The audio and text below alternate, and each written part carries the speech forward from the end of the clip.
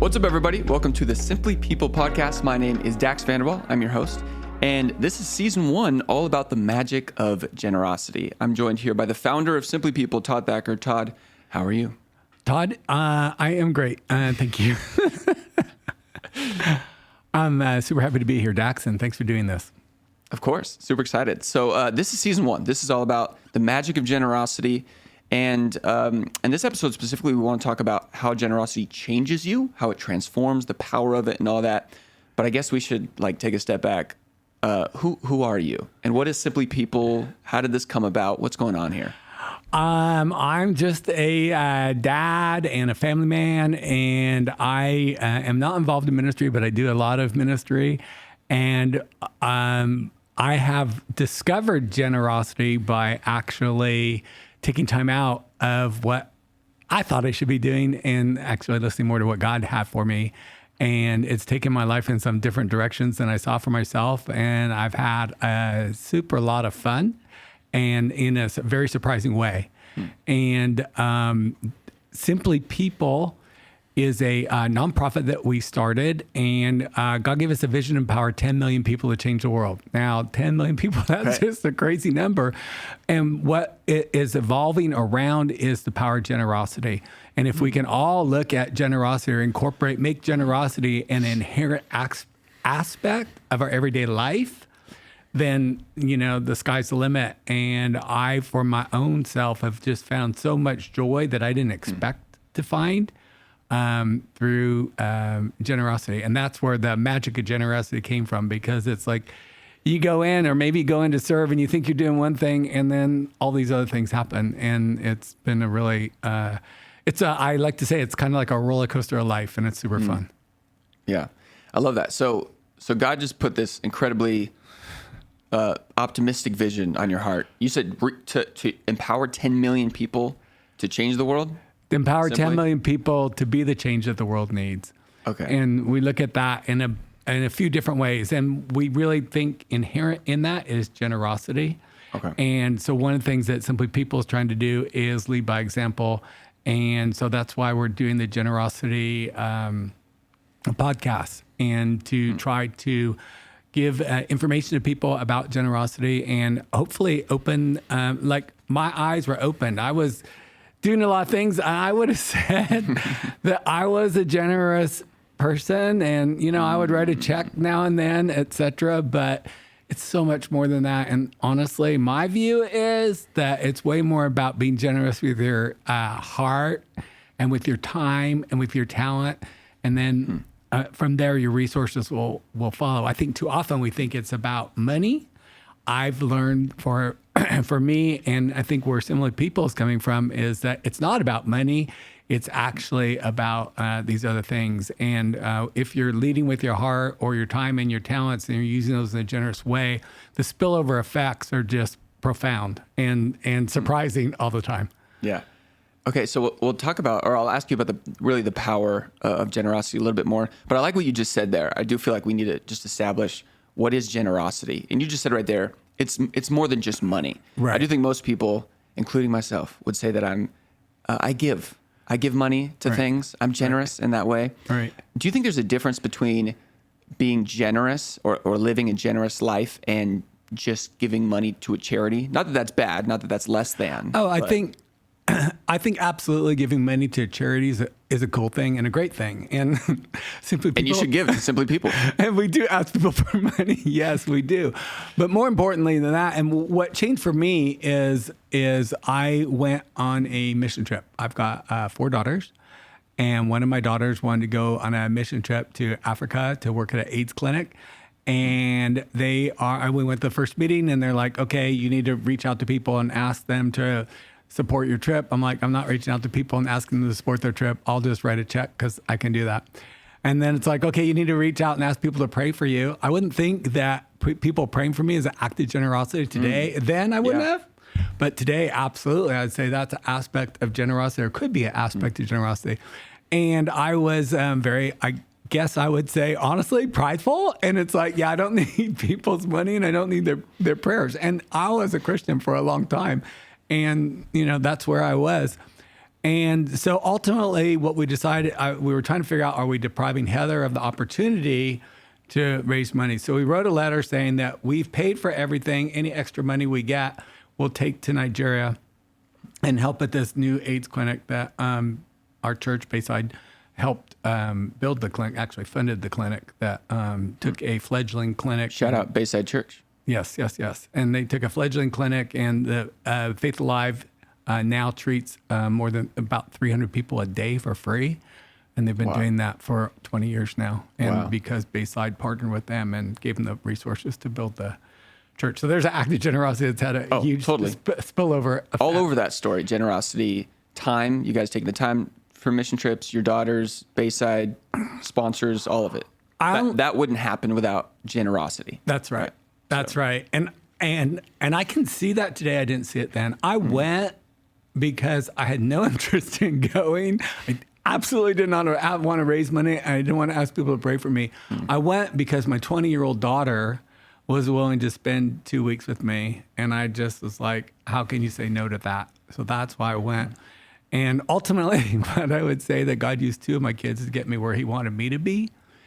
And it totally changed my perspective. And what happened is, so Heather and I sent the letters out. We raised $8,000 came in. And so we go over to Africa, and we're trying to figure out, and Heather befriended one of the doctors there, and she had wanted to start a program for orphans. And Dr. Chris said, I would like to do that program where, both parents had died of AIDS and the kids were living with relatives. She wanted to have extra training because people didn't have an understanding of AIDS at the time, et cetera. And so Dr. Chris said, yes, let's do that. Dr. Chris is the head of Faith Alive in Nigeria. And he said, yes, let's do this, but I have no funding. So this was like in September. She prayed about this till April. And then in April, she felt like God was saying, okay, it's time to tell people about the kickoff event. Well, basically, the exact same week that she told people was the week that we decided and sent our letters.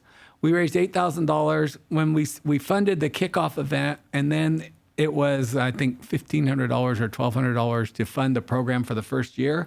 And we wanted to leave the money for Dr. Chris. So we told that Dr. Heather told her that we were going to fund the program for the year. And she was like, you're an answer to prayer. I'm like, what? You're an answer to prayer. And I'm just like, I've been a Christian since I was 17 years old. And I didn't understand that God wanted to use me to be the answer to prayer to anyone, let alone a group of people halfway around the world. Wow. And so I went thinking I'm going to be there for my kid and do whatever they asked us to do. And there were all these ripple effects that came out of act of generosity. And one of the things that changed me is people that I barely knew sent me $500. And it was just like, whoa. And I thought I was generous, and people come to my door, ask me for money. I'd give them $20 or this or that or the other.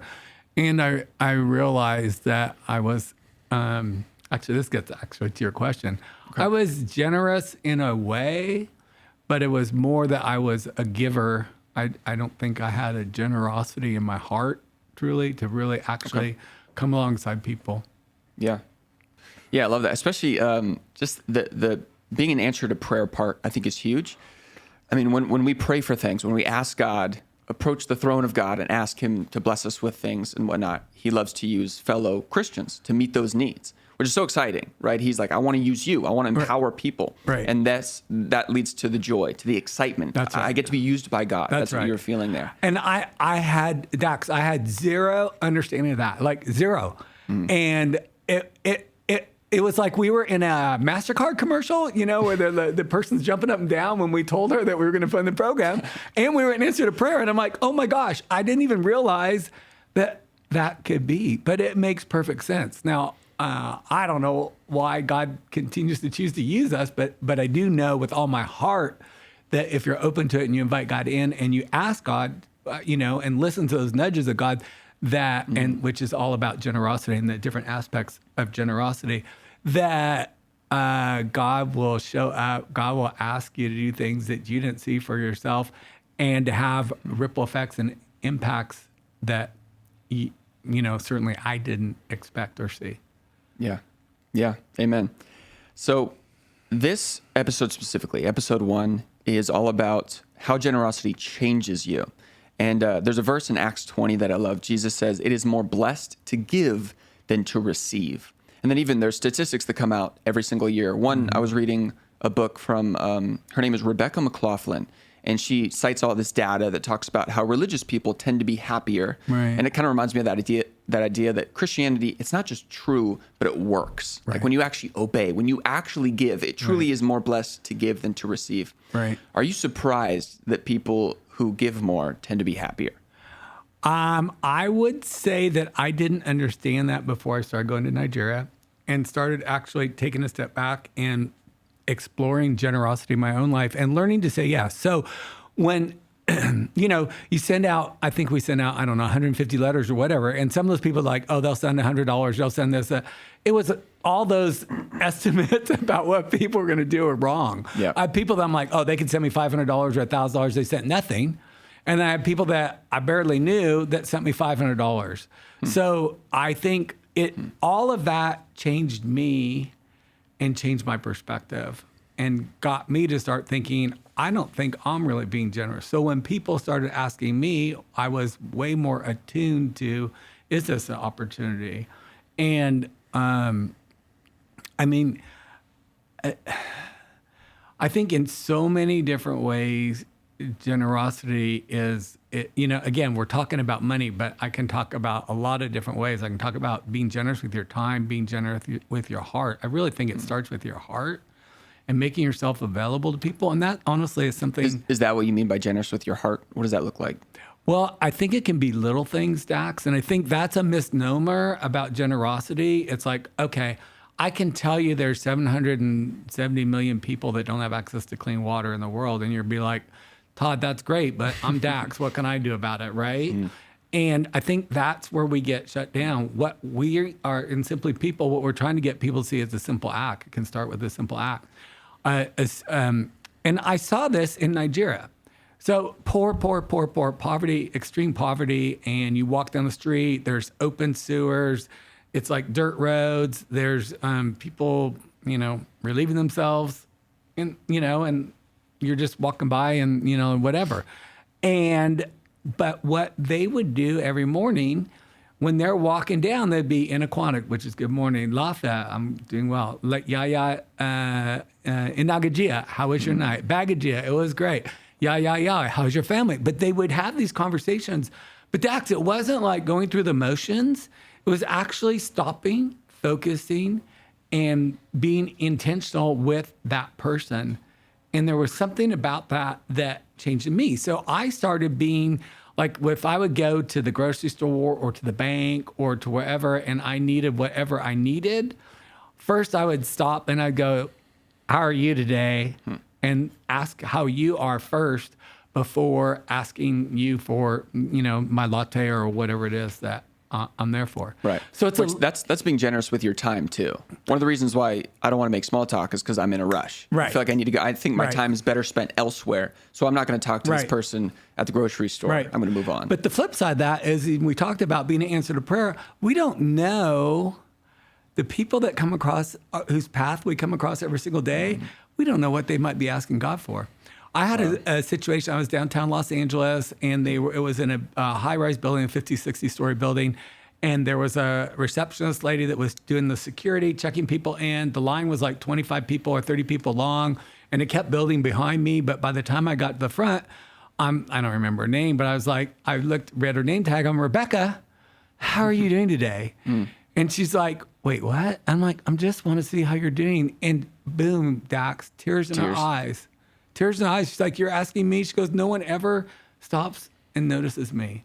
Wow. And so you want to know different little things that we can do to help make generosity an aspect of our life. It doesn't, if you've got the resources and can give out of generosity, fine, do that. But that's not what we're talking about at Simply People. We're talking that there's a lot of different ways to be generous and with your time and with your heart. And so, yeah. And the thing now, so I try to listen to the little nudges of God. And my view is God's a nudge. Satan's the one up, jumping up and down and trying to get your attention, and it's an urgent. I don't believe God works that way. I think God wants us to do it out of, he's asking us, not forcing us or, you know, et cetera. So I try to listen to the little nudges and the urges, and almost every night I can put my head on the pillow and know that God used me today to come alongside someone in some way. And that for me is truly putting generosity with my time, with my talent, with my heart, and then, you know, at times with my resources too. And that's fun, but a shocking thing is I used to would have wanted the credit. Right. I would have done something great for somebody and want to make sure everyone knows. And the irony with doing it God's way, now I'm just kind of like, I like to do it, but my favorite way to do it is that even in the perfect world, the person that I'm helping doesn't even know that I've come alongside them. Totally. Yeah. So let alone other people. Yeah. Yeah, no, it truly is more blessed to give than to receive. And I like that. That's how you can be generous with more than just finances. With your time, with your heart. And so that is important because it is more than just resources. Right. Because if I don't have the resources, then I'm going to use that as an excuse to not be generous. Right. That kind of, I don't know if you have a specific story or example for this, but it does make me think sometimes I only want to give or be generous when I'm in a good mood. And when I'm not, I feel like I'm entitled. I think so other people should be generous toward me. Right. I'm curious, has giving ever helped you through a difficult season of life? Even though it was probably the last thing you wanted to do, it was the thing that actually helped you in a difficult season. Yes. Yes. All right. Next question. I can elaborate. I'm pausing because it's emotional. Yeah. And it's like I didn't. That was a real yes. Like I can give you so many examples. I can give you so many examples. There's one in particular that I can give you that I was so busy being generous and trying to help someone. It was a kid that was a heroin addict. And through my church, Bayside again, I had 40 kids over 10 years live in my house. And in the very first group of kids I had, one of the kids' brothers was a heroin addict. And within about 6 weeks of the first two moving in, the heroin addict moved in too. And long story short, I was so busy helping Chad. He had gone to rehab. I'd gotten him to rehab after, I don't know, a month or 6 weeks or whatever. He lasted 3 days. Called me on Thanksgiving Day. I prayed about it. The only answer was no. So I told him no for an hour. And then he finally was like, well, can you at least take me to Bayside, our church? And something in that, I felt, okay, now it's okay to say yes. So I'm like, all these different things. You can't even get in my car. No drugs, no alcohol, no Suboxone, which is synthetic heroin. He was a heroin addict, and meth. No cigarettes. And if you so much as look at me wrong, I will kick you, stop my car, kick you, and kick you out of my car and whatever. And I said, I don't care what your brother thinks, who was living with us. I don't care what your mom thinks. This is you and me and Jesus, and we're going to do this. If we're going to do this, we're going to do this.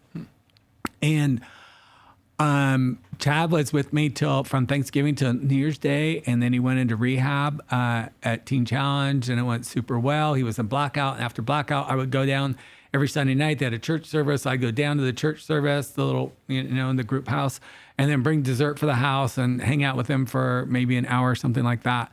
And so in July, he had earned a free day. And so we had it all planned out. He had to go to Starbucks and see the girl that he had a crush on, let her see that he was doing really well. And he just had this amazing smile. I mean, from 13 to 18, he had been an addict. So he was doing really well. We had this whole day planned out. I was in host mode. I am doing a buffet, have his family over, a bunch of friends and stuff like that.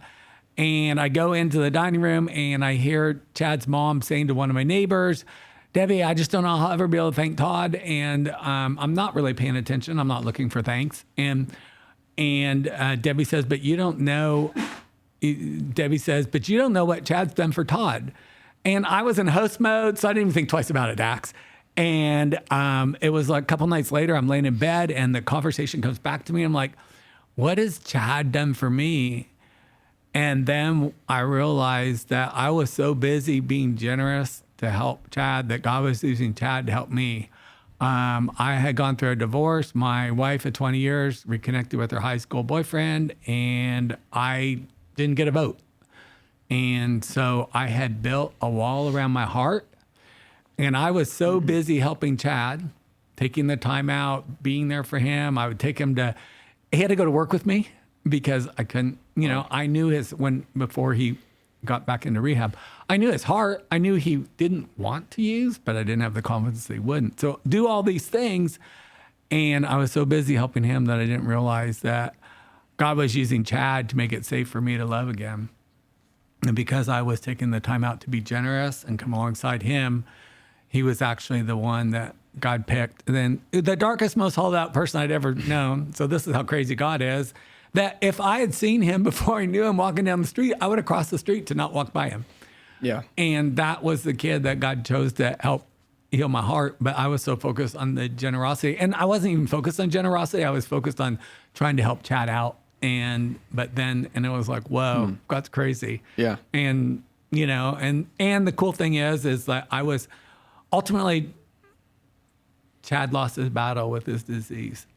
But the cool thing was the last night that he was in my house before he went back to rehab the last time, I told him, because I always said, God's got great plans for you. He's like, how do you know that? I said, well, remember who you were. And that day I got you on Thanksgiving Day when, you'd been out on the street for a week and, this and that. And he was so bad. And I said, that's the Chad that God used to heal my heart. And so that's why I know that God's got big plans for you because he's already used you in great ways. And although Chad lost his battle, God's still using Chad, and we're talking about him today. Right now. Totally. So in the midst of despair, in the midst of heartbreak, the last thing you probably wanted to do was support someone else and even trust again. And the fact that God brings Chad into your life, this heroin addict, and through that generosity, it actually transforms you, encourages you when you needed it most. And when you were talking, I was reminded of the widow's offering as well. Jesus is across from the temple, sees this widow, and she is a widow, doesn't have a lot of money, and she gives, it's like 2 coins or something. Right. And so she doesn't give as much as other people giving, but she's actually giving more than anyone. Right. It's her sacrifice. She's giving all that she has. She's giving out of her poverty. So in the midst of a difficult season, God blesses the generosity through that. Right. So that's the magic of generosity. Right. That is part of the magic of generosity. And definitely, and it's crazy because I didn't realize it at the time, but that's how great God would be too.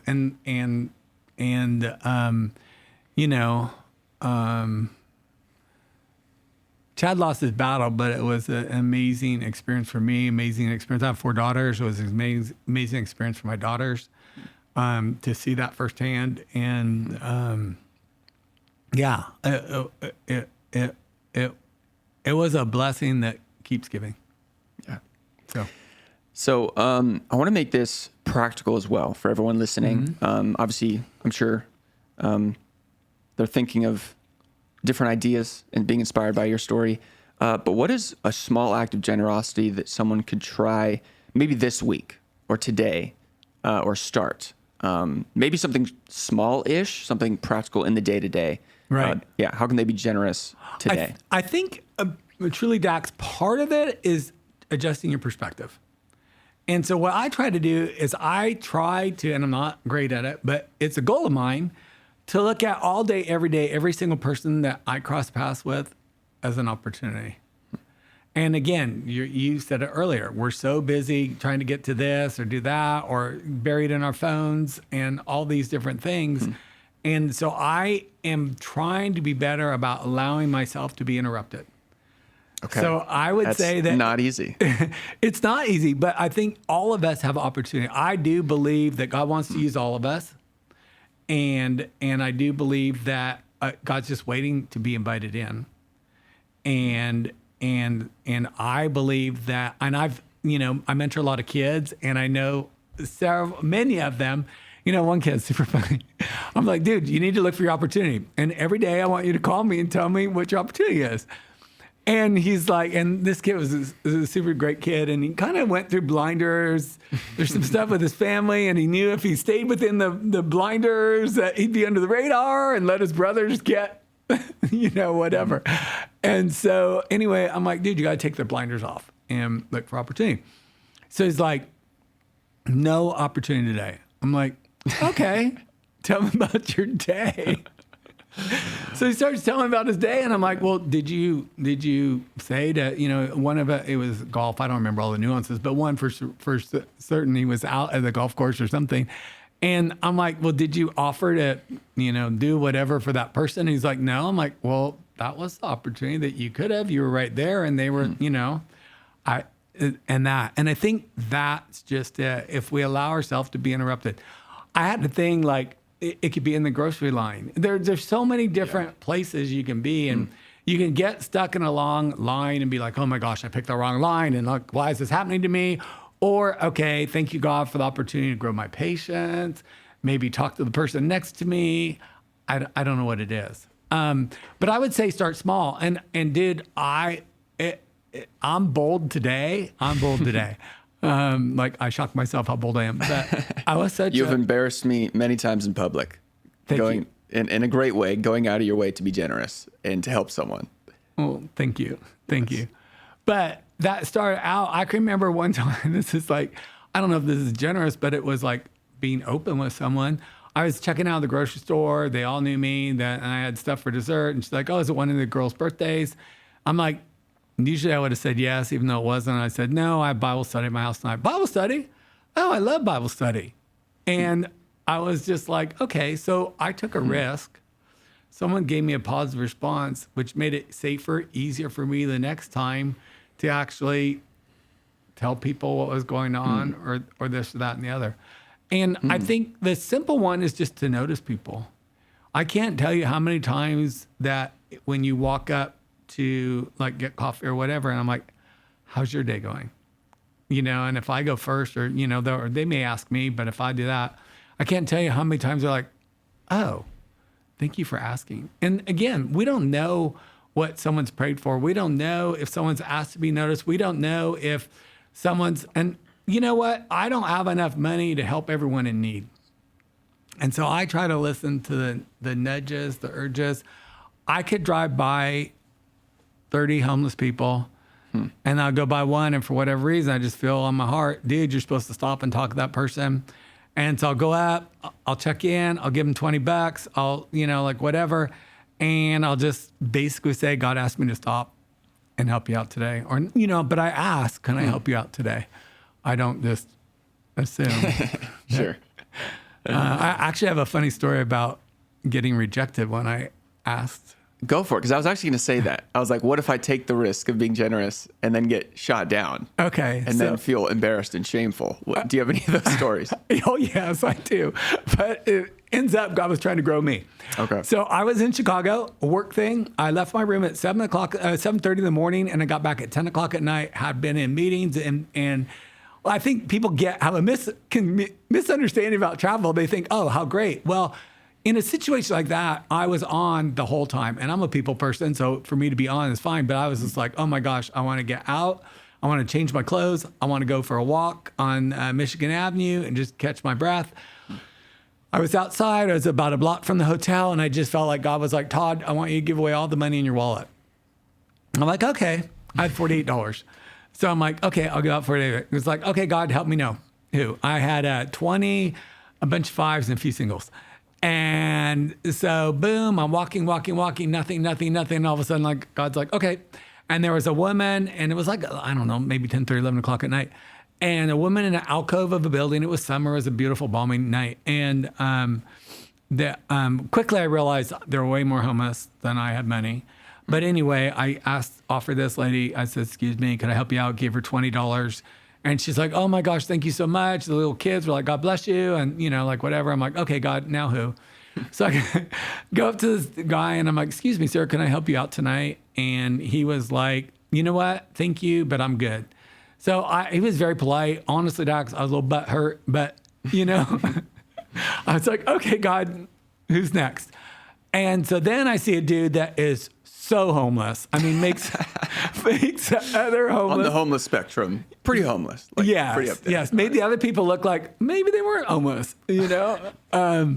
So I go up to him. I'm like, okay, this guy's definitely going to need help. I'm like, excuse me, sir. And it's super polite. Excuse me, sir. Could I help you out tonight? Put out $5. He's like, get the hell away from me. I don't need your damn help. Just yell at me. I'm like, oh my gosh. I'm like, this is crazy. I'm like, I guess I'm not nearly as in touch with God as I thought I was. Yeah. Humbling. And as soon as I said that, God's like, oh no, you're in touch. You're just doing it for the wrong reasons. Wow. I want you to do it because I'm asking you, and you want to do it for the response. I was like, okay.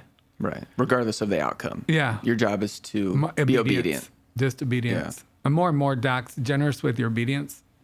That's it. So I said, I was like, okay. And so I'm like, okay, help me with this and do. And so I gave away the rest of the money that I had. And I had like $2 left. And I'm like, okay, God, who? And I gave it to some dude. And he was just like, oh my gosh, this is amazing. Like, thank you so much. And I was like, okay, God, I already told you I was good, but thank you for letting me end on a high note or whatever. Some final affirmation, encouragement. Yeah. So the journey of generosity has been a learning thing for me. And sometimes I've gotten it right. Sometimes I've gotten it wrong. Now I would say if I feel the nudge, I'd rather err on the side of getting it right than missing the opportunity. And I think that's what Simply People, we're trying to help all people on one side of the equation, potential donors or investors and people, and we're trying to find creative ways that people can come alongside people and help them in third world countries. There's partners, our partners on the project side of things. They're doing all these incredible things around the world. They just need donors. And we have people that want to help, they just don't know how to help. And we're trying to bridge the gap between the two of them. Yeah. And it starts with the generosity mindset, and it really starts that it's not, you don't have to give big, you just have to be obedient and be open. And like I said, more times than not, I feel like God's asking me to give my time and my talents and to come along and meet with people, come alongside people, and to give money. The other thing I'll say, I recently, a few years ago, got remarried. Angie has 4 kids, so now we have 8 kids. And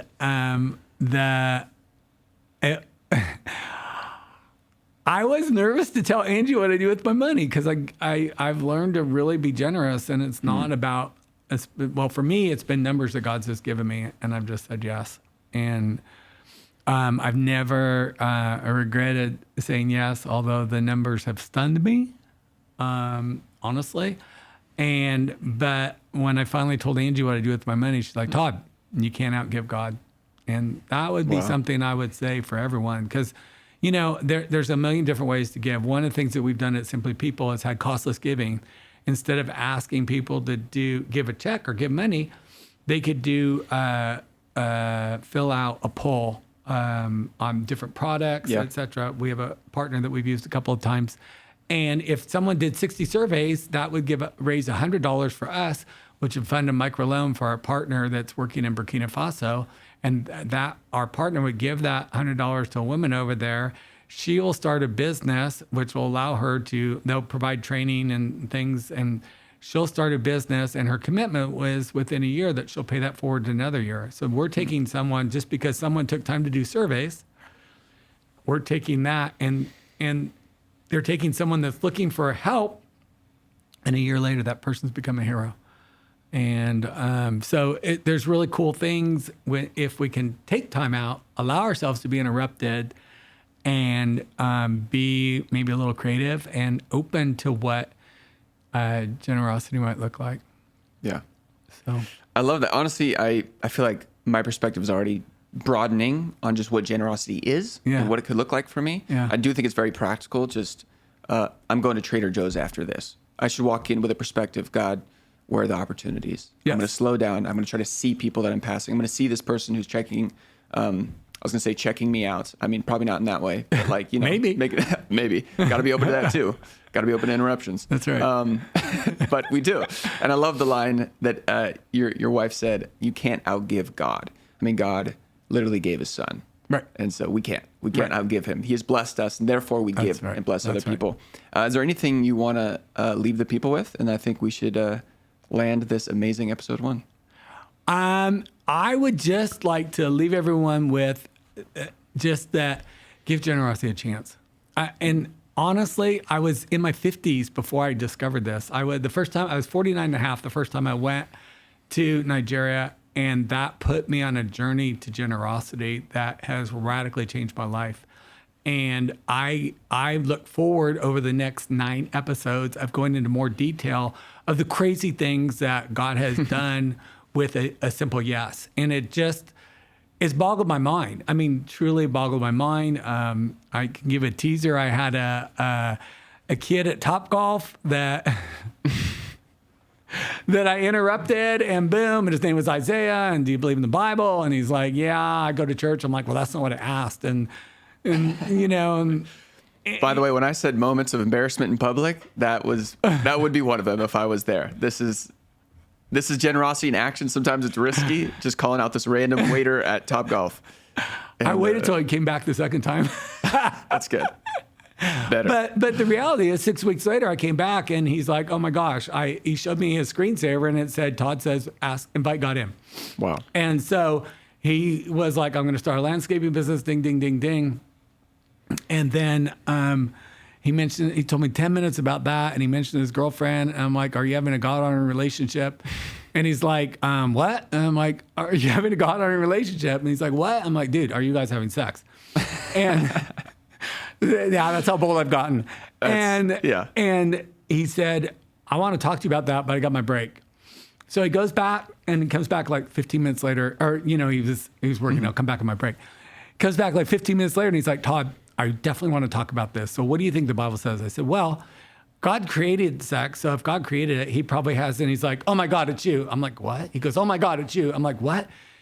And finally, he's like, last night I prayed to God saying, I need help figuring out what I'm supposed to do with sex. I said, dude, wow, look at this. You just spent 15 minutes telling me about your landscape business. I prayed for you on the way here. I certainly wasn't thinking of your sex life. The only question that came out after 15 minutes of landscape was, are you and your girlfriend having a God-honoring relationship? And boom, God brought today. This was the day that we met, and it's after you prayed. And so now you see how God can be in action and use people in action to be an answer to prayer. So yeah, that's pretty cool. It is cool. And it gets me excited because I also want more stories like that. And this is the life that we get to live, being used by God. This is what he's he wants to use us for these things. He wants to set up these random divine appointments. That's right. They are random divine appointments. And the way I describe it, Dax, it's generosity is jumping on the roller coaster of life with Jesus. And roller coasters are exhilarating, scary, fun, all that. And that's what generosity, that's the magic behind generosity. Has been so great in my life. Amen. Yeah, again, I think that's a great place to land things. We'll come back to Topgolf and that story, I'm sure, in the future. As Todd just mentioned, there's going to be 10 episodes of this. This is episode 1. And so definitely come through this journey, come on this journey with us through generosity, understanding the magic of it, the power of it, and how we can really just have a mindset of generosity in our lives. So thank you so much for listening. If you made it this far, I hope you enjoyed this episode. Please leave a rating down below and follow Simply People on all social media platforms. There will be links in the description below. And Todd and I will see you in episode 2. See you soon.